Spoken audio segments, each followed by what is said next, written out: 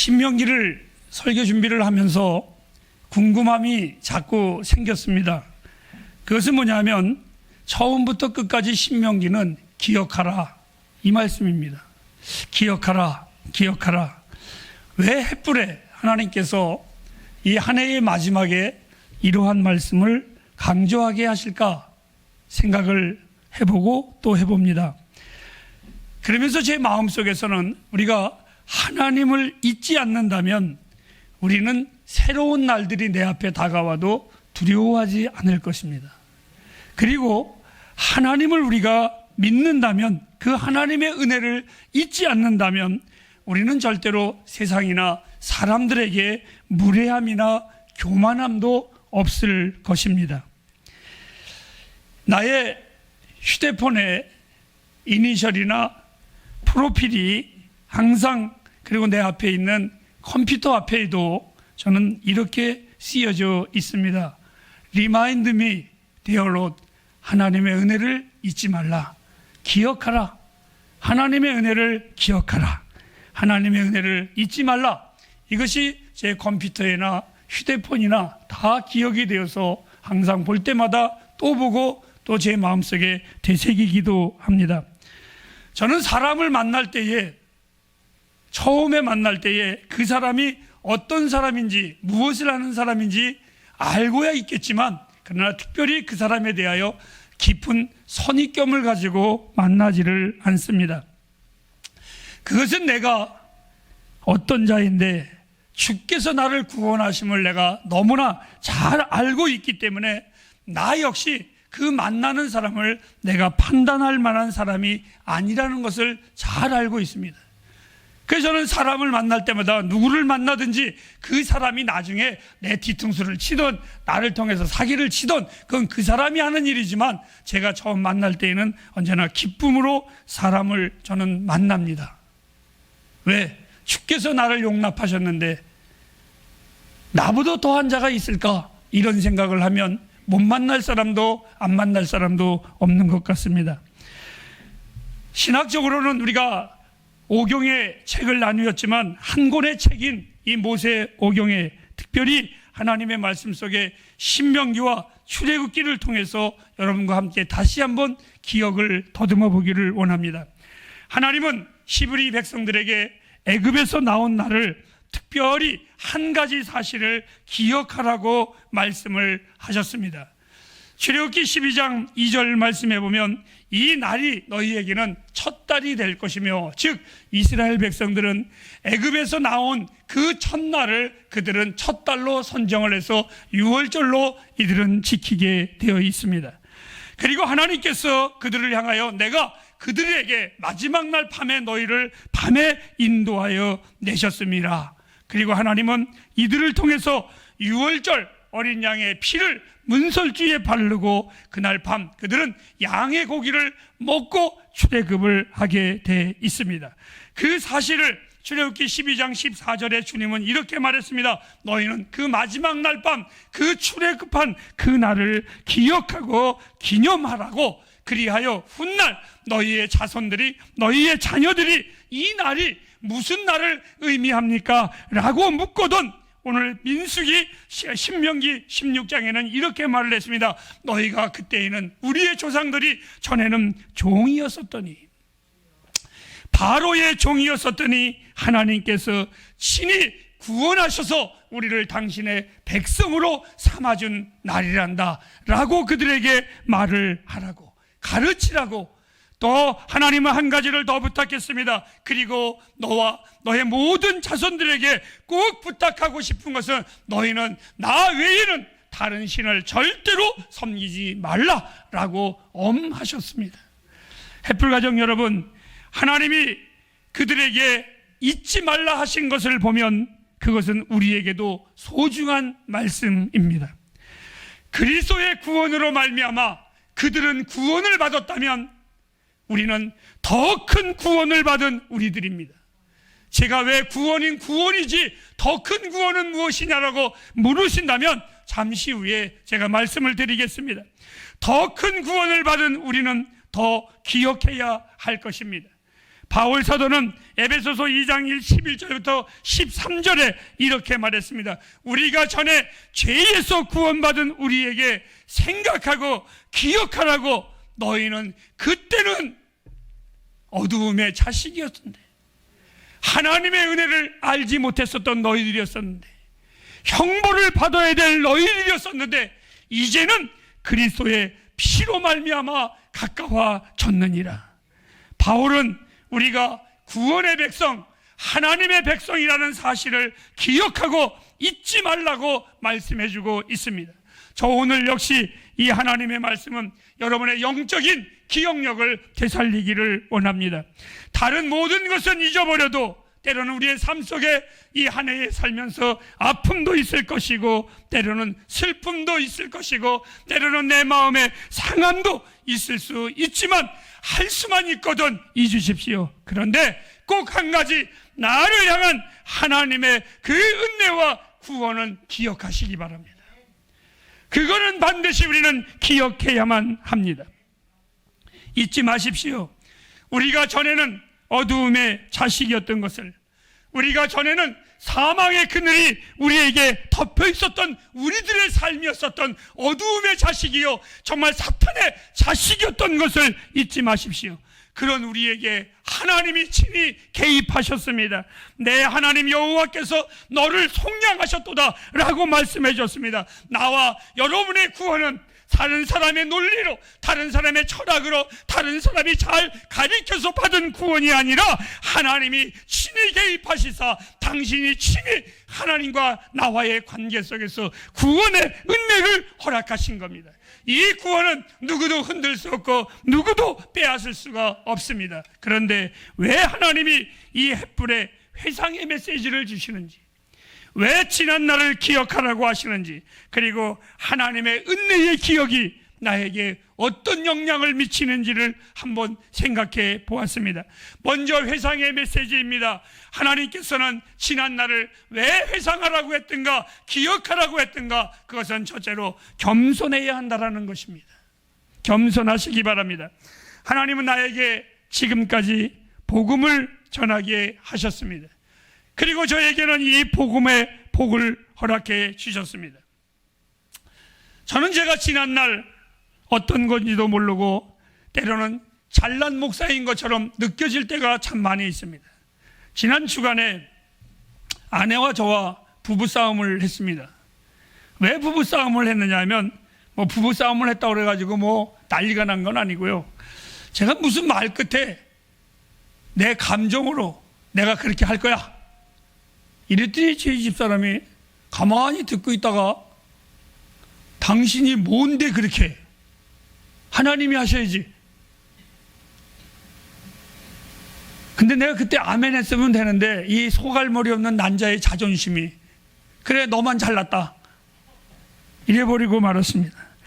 그러고 나서 서재에 들어가 있는데 왜 이렇게 얼굴이 부끄럽고 세상 말로 쪽팔리던지요. 여러분, 어리석게 굴면 안 됩니다. 여전히 난 아무것도 아닙니다. 하나님이 안 계시면 정말 아무것도 아닙니다. 주님이 내 안에 계시지 않는다면 나는 여전히 죄인이고, 그 주님이 안 계셨다면 나는 여전히 멸망의 족속뿐입니다. 이것을 기억하라고 하십니다. 나의 나된 것 전적으로 주님의 은혜 때문입니다. 여러분, 그 은혜를 생각한다면 우리의 인생 겸손하게 사시기를 바랍니다. 두 번째입니다. 감사하면서 사십시오. 서로 우리가 구한 것이, 우리가 바라는 것이 아직 이루어지지 못했다고 할지라도 우리가 은혜 중에 은혜, 예수 그리스도를 통해서 나와 여러분들이 자유를 얻었고 그 구원을 얻었다면 그로 인하여 기뻐하고 즐거워할 만한 충분한 이유가 된다고 저는 믿습니다. 기억하십시오. 죄에 묶여있던 우리들이었었음을, 아픔과 때로는 실패를 당하여도 절대로 좌절하지 마십시오. 왜요? 우리는 원래 형벌을 받을 존재들이었었습니다. 원래 우리는 아픔을 당할 존재들이었었습니다. 이것을 기억하라는 겁니다. 그렇다면 은혜 안에서 그런 것들은 견딜만 할 수 있을 것입니다. 저는 지금까지 하나님이 내게 베푸신 은혜가 내 인생에 정말 과분했습니다. 앞으로 내 인생에 하나님이 아무것도 주시지 아니하고 더 어렵고 힘든다고 할지라도 저는 하나님의 은혜에 감사할 수 있습니다. 왜? 지금까지 내게 베푸신 은혜만 해도 내 인생에 충분했기 때문에 그 하나님 앞에 원망할 만한 일은 없을 것입니다. 햇불 가정 여러분, 감사하면서 사시기 바랍니다. 정말 감사하면서 사십시오. 이제 세 번째입니다. 소망을 가지고 사십시오. 내가 꿈꾸는 일들이 아직 일어나지 아니했을지라도 요한일서 3장 2절에는 보면 장래의 일이 아직 나타나지 않았습니다. 하지만 기억하십시오. 전에 우리가 종이었었습니다. 허나 지금은 주의 자녀들입니다. 나를 향한 하나님의 계획은 무궁무진하십니다. 나는 그 소망을 품고 삽니다. 나의 나머지의 시간들, 그리고 하나님은 내게 어떻게 다가오실까가 늘 흥분하고 기대되고 궁금하기도 합니다. 나는 나의 나머지 인생 돈을 의지하지 않을 것입니다. 나의 나머지의 인생 내 주변이 누가 나를 도와주지 않을까, 이것을 노리지 않을 것입니다. 내 주변의 사람들이 누가 나에게 좋은 사람이 없을까라고 기대하지 않습니다. 나는 하나님을 기대합니다. 그래서 소망을 품고 삽니다. 사랑하는 햇불가정 여러분, 여러분의 인생 지난 한 년 동안 생각해 볼 때 하나님이 함께 하셨으면 그 하나님을 분명히 믿고 살아가시기를 바랍니다. 이제 하나님의 은혜가 내 삶에 어떠한 영향을 미치는가를 다시 한번 기억해 보십시오. 기억하십시오. 종 되었을 때 나를 구원하심을, 내가 죄인 되었을 때에 나를 구원하심을, 신명기 6장 18절 말씀이나 15장 15절의 말씀이나 오늘 우리가 본문의 말씀 5장 15절의 말씀을 한번 보십시오. 처음부터 끝까지 하나님은 이렇게 말씀하십니다. 기억하라, 기억하라, 기억하라. 우리가 하나님 앞에서 행할 수 있는 것 아무것도 없습니다. 우리가 하나님 앞에서 드러낼 수 있는 것 아무것도 없습니다. 드릴 만한 것도 없고 잘난 것도 없습니다. 그냥 나와 여러분이 행할 수 있는 것 기억하십시오. 하나님의 은혜를 기억하십시오. 하나님이 나의 구원자이심을 기억하십시오. 신명기 6장 12절 말씀에 이렇게 말했습니다. 너희는 그것을 잊어버리지 말라. 잊어버리지 말라. 나의 구원자이신 하나님을 기억하십시오. 잊어버리지 마십시오. 나의 삶을 붙잡고 계시는 그 하나님을 잊어버리지 마십시오. 기억하십시오. 여러분, 바울 사도가 왜 더 큰 구원이라고 했는가? 이스라엘보다 신명기를 공부하면서 내 마음에 흥분되고 쿵쿵거리는 은혜가 있습니다. 내가 얼마나 존귀한 자인지를 제가 압니다. 이스라엘의 백성들보다도 하나님은 나를 더 사랑하셨군요. 그들의 구원은 구원이지만 바울 사도는 로마서에 이렇게 말했습니다. 더 큰 구원을 이루신, 이 뜻이 무엇인지 잘 이해가 안 가시죠? 이제 제가 가르쳐 드리겠습니다. 이스라엘 백성은요, 애굽에서 출애굽을 할 때에 몸값을 치르지 않고 구원한 민족들입니다. 즉 다시 말하면 그들에게 하나님께서 구원해내기 위한 값을 치렀는데 딱 양 한 마리의 값을 치렀습니다. 다른 거 치르지 않았습니다. 아니, 값으로 친다면 양 한 마리의 값을 지불하셨습니다. 그것도 상징에 불과한 겁니다. 그럼에도 불구하고 하나님은 광야에 애굽에서 구원한 것뿐만이 아니라 더 놀라운 것은 홍해에서도 구원했고 광야에 40년 동안뿐만이 아니라 하나님은 그 백성들을 끝까지 친히 인도하시사 목적지인 가나안까지 인도하신 하나님입니다. 하지만 여러분, 나와 여러분은 다릅니다.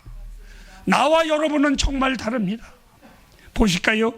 베드로전서 우리 1장 18절부터 19절 말씀까지를 다 같이 한번 봉독하도록 하겠습니다. 시작. 너희가 알거니와 너희 조상 유전한 망령된 행실에서 구속된 것은 은이나 금같이 없어질 것으로 한 것이 아니요 오직 흠없고 점없는 어린 양 같은 그리스도의 보배로운 피로 한 것이니라.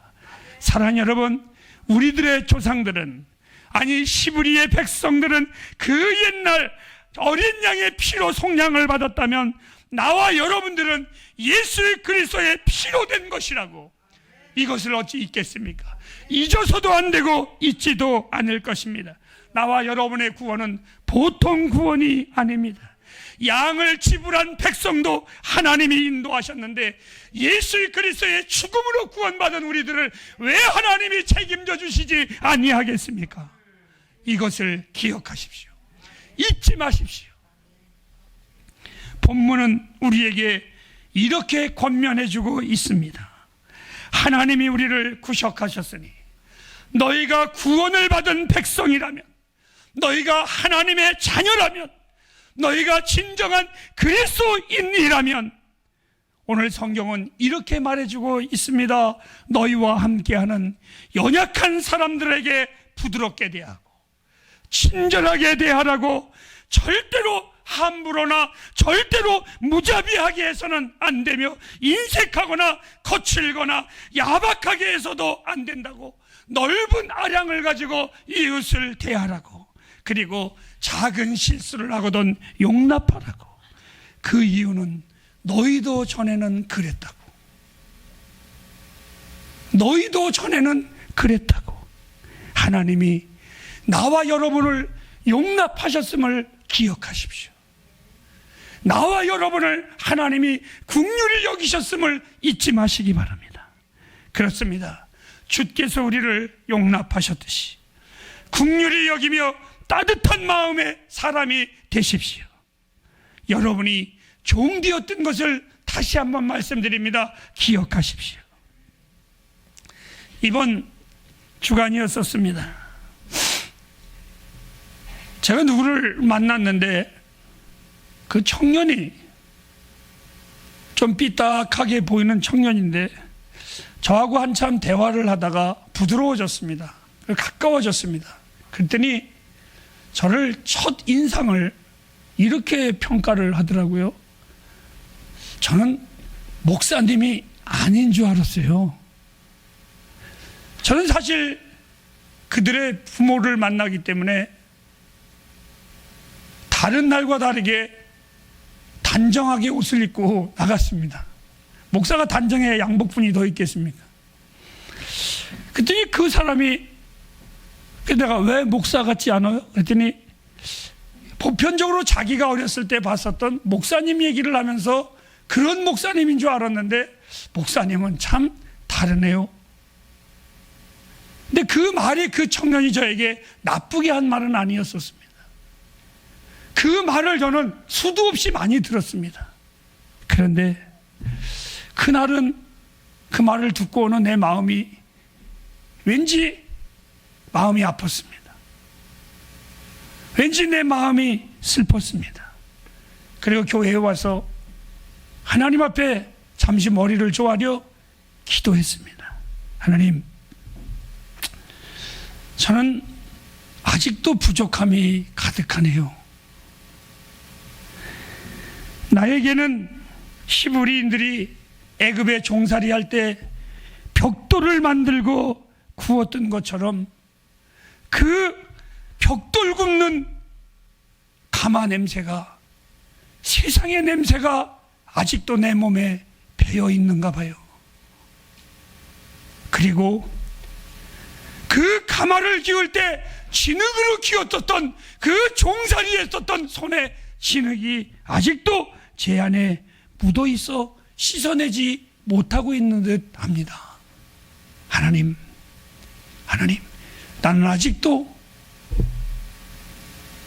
하나님의 사람으로 보이지를 않으니, 그런 나를 하나님이 구원해 주셨는데, 그리고 이렇게 기도했습니다. 하나님, 내 평생에 이런 나를 구원해 주신 하나님, 이런 나를 지난날 사용해 주셨던 그 하나님의 은혜, 내가 잊어버리지 아니하도록 내 기억을 도와주옵소서. 도와주옵소서. 2020년을 마무리하는 가운데 햇불가정 여러분, 한 해 동안 내게 행하신 하나님의 은혜를 기억하는 나머지의 나날들이 되기를 바랍니다. 주의 은혜를 기억하고 잊지 않는 백성에게 하나님은 반드시 더 큰 복으로 우리에게 역사하시는 하나님이십니다. 오늘 주님은 이 한 해를 맞춰가는 우리들에게 이렇게 말합니다. 주의 은혜를, 내게 베푸신 하나님의 은혜를 기억하라고, 그리고 잊지 말라고 기도하겠습니다.